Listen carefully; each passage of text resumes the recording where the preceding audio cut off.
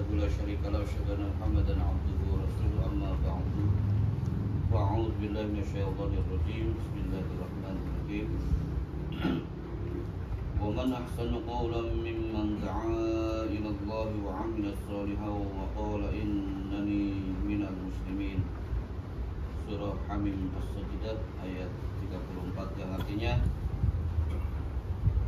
dan siapakah yang lebih baik perkataannya dari orang yang menyeru manusia kepada Allah dan beramal saleh serta berkata, sesungguhnya aku pun termasuk orang-orang yang berserah diri. Tuan-tuan jamaah maghrib yang saya muliakan, ayat ini mengingatkan kepada kita bahwa sejak kita terbangun subuh ataupun sebelum pagi sampai kita tidur lagi, kita tak pernah mengira berapa kaul yang keluar dari mulut kita, berapa ucapan, berapa perkataan yang keluar dari mulut kita. Saya yakin di dunia ini tidak pernah ada yang mengira, menghitung. Karena kalau ada yang menghitung ataupun mengira, itu tidak ada kerjaan. Tetapi Allah Ta'ala mengingatkan di sini, dari sekian perkataan, sekian ucapan yang keluar dari mulut kita, Allah Ta'ala katakan, waman ahsanu qaulan. Kaul mana yang ahsan? Kaul mana yang lebih baik?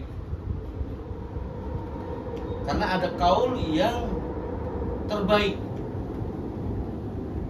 Maknanya dalam ayat ini Allah Ta'ala memberikan pemberitahuan pada kita, ada kaul, ada ucapan, ada perkataan yang lebih baik dari segala ucapan.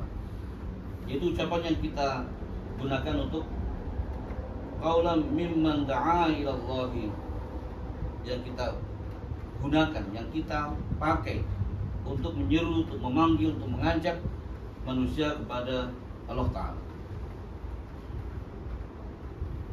Orang-orang yang menjadi waktu sedekah, menjadi mubalik murabi, dan sekalian sangat beruntung, sangat bernasib baik kalau kita gunakan itu ada ucapan yang dalam pandangan Allah Ta'ala adalah ucapan yang terbaik. Jadi da'a ila Allah ini tidak selalunya bertablik. Tarbiyat pun adalah bentuk dari kata da'a ila Allah, yang kita seru kepada Allah Ta'ala. Tablik apapun, dakwah ila Allah, tablik pun yang kita lakukan bukan ud'u ilal Islam, ud'u ilal Ahmadiyah, tetapi karena Allah Ta'ala telah memberikan jalan untuk bisa sampai pada Allah Ta'ala, yang terbaik adalah Islam. Dari sekian macam milah firqah dalam Islam, yang terbaik adalah Ahmadiyah, melalui Hadrat Imam Mahdi Al-Masih Al-Ma'ud alaihissalam. Maka jalan untuk boleh sampai pada Allah Ta'ala di zaman ini adalah melalui Hadrat Imam Mahdi Al-Masih Al-Ma'ud alaihissalam. Ini soalan adalah sulitnya, sukarnya kita mengalu-alukan ahli jemaat untuk terjun, untuk ikut ambil bagian di dalam gerakan dakwah ila Allah itu. Lalunya di mana-mana dengan bermacam-macam alasan, tidak punya ilmu lah, takut lah, segala macam alasan banyak yang dibuat. Namun ada satu hal yang boleh kita gunakan untuk boleh memberikan motivasi pada ahli jemaat untuk bersedia bertabligh. Ada satu ceramah dari Mufti Silsilah Qara Maulana Mubashir Ahmad Kalu Sahid, sudah sampaikan di Jalsah Salanah Kadian tahun 2015. Pintuan alim masa itu masih di Kadian, mudah-mudahan masih ingat. Di dalam ceramah beliau menceritakan satu riwayat dari Hadrat Maulwi Abdul Malik.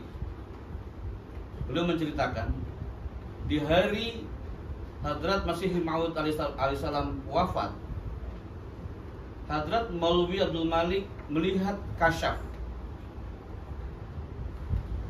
Dalam kasyaf itu berjumpa dengan salah seorang sahabat Hadrat Masih Maud yang sudah wafat, yang bernama Hadrat Mia Ghulam Rasul. Hadrat Maulwi Abdul Malik bertanya, Tuhan kan sudah wafat. Iya. Tentunya Tuhan sudah hadir di pengadilan Allah Ta'ala. Betul. Nah, saya nak tahu apa sih yang ditanya oleh Allah Ta'ala di pengadilan Allah Ta'ala itu. Yang ditanya itu apa? Ada dua. Bagi kita para Ahmadi, murid-murid Hadrat Masih Maud, pertanyaan hanya dua. Pertanyaan pertama, Kiatumni candah ada kia, Kiatumni tabliki. Dua pertanyaannya. Apakah kamu sudah membayar canda? Sudahkah kamu bertablik? Jika kita menjawab, ya saya sudah bayar canda, ya saya sudah bertablik, silakan masuk surga. Jadi bagi sesiapapun yang menjadi seorang Ahmadi, apapun jawatannya, apapun statusnya dalam jemaat ini, apapun kedudukannya, dua soalan itu. Ini dalam bahasa Indonesia ada istilah bocoran. Ini orang yang sudah hadir di pengadilan Allah bagi tahu ke kita. Selama ini mungkin kita selalu gunakan hadis Miftahul Jannah as-sholat wa miftahul sholah at-tuhur. Kunci masuk surga adalah sholat. Itu untuk umat Islam yang umum. Itu bukan soalan lagi bagi jemaat kita. Bagi para Ahmadi itu sudah automatically lah sholat itu. Tapi ada dua lagi soalan. Kalau mau masuk surga dua, Kiatumni candah ada kia, Kiatumni tabliki.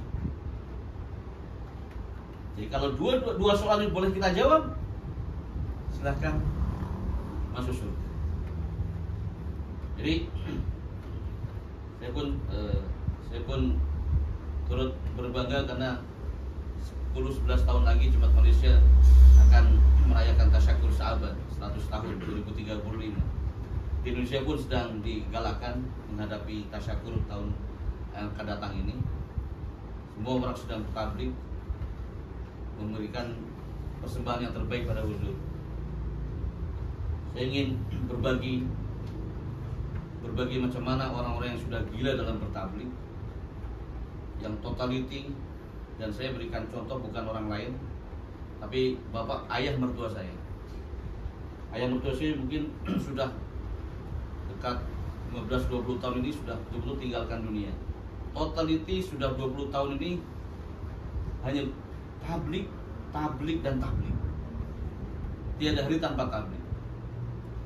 Yang saya sangat berkesan dari beliau, kalau di Bogor itu sembahyang subuh 4:30 lah. Pukul 3 beliau sudah sholat tahajud.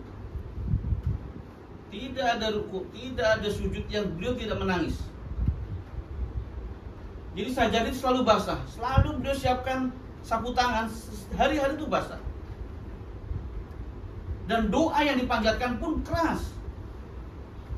Jadi bilik sebelah saja itu. Jadi mertua saya di bilik sebelah sembahyang tahajud. Suara tuh meraung doanya itu. Karena beliau hari-hari pergi tablik, selalu yang beliau doakan adalah, ya Allah, hari ini saya akan keluar rumah bertablik, melangkahkan kaki, pertemukan saya dengan orang-orang yang memang tengah mencari kebenaran. Karena kita tidak tahu di luar sana itu sekian ramai orang itu, kita tidak tahu mana yang sedang mencari kebenaran itu.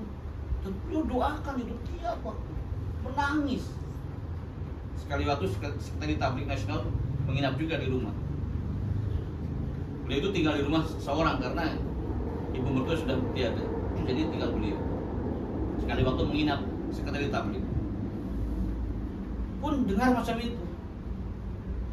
Tiap rakaat, tiap ruku, sujud, tablik dan tablik yang beliau doakan. Sehingga memang alhamdulillah beliau menjadi dai yang sangat aktif, menjadi dai yang khususi, dan sentiasa peraih mobil baru yang terbesar lagi. Bahkan anak saya, cucunya itu kadang-kadang kritik saya. Akhirnya Abah ini lagi kuat tabliknya dari mubalik. Jadi anak saya cakap itu saya cuma jadi malu. Ya. Abah ini lagi kuat tabliknya dari mubalik. 2 bulan lepas ini beliau accident naik motosikal karena sekretari tablik sudah larang sebenarnya jangan naik motosikal, sudah dekat 80. Sekali waktu ada kereta, beliau bawa, tapi karena mungkin sudah kurang fokus ya, itu cermin depan pun langgar, pecah, sekretari tablik pun ganti karena kereta orang. Disediakan satu kereta khas dari region itu, ada drivernya. Sekali waktu driver itu pun penat karena dibawa pergi mana-mana. Hari itu ada orang yang anak tablik, anak beat.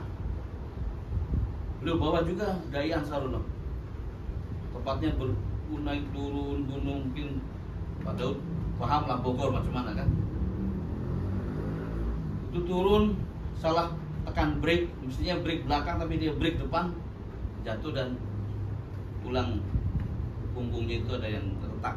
Selama 2 bulan sembahyang di kursi dan alhamdulillah, tapi ketika saya ke Bogor itu 1 minggu menjelang hari raya sudah boleh sholat normal.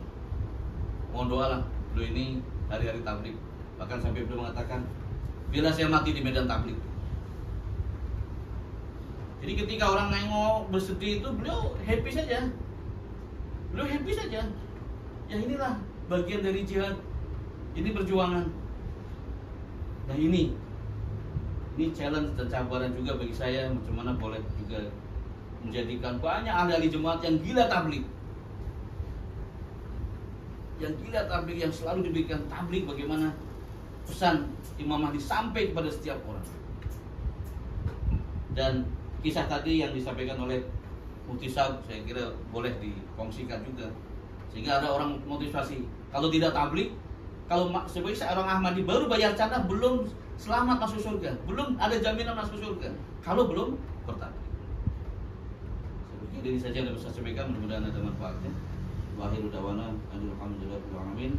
Assalamualaikum warahmatullahi wabarakatuh.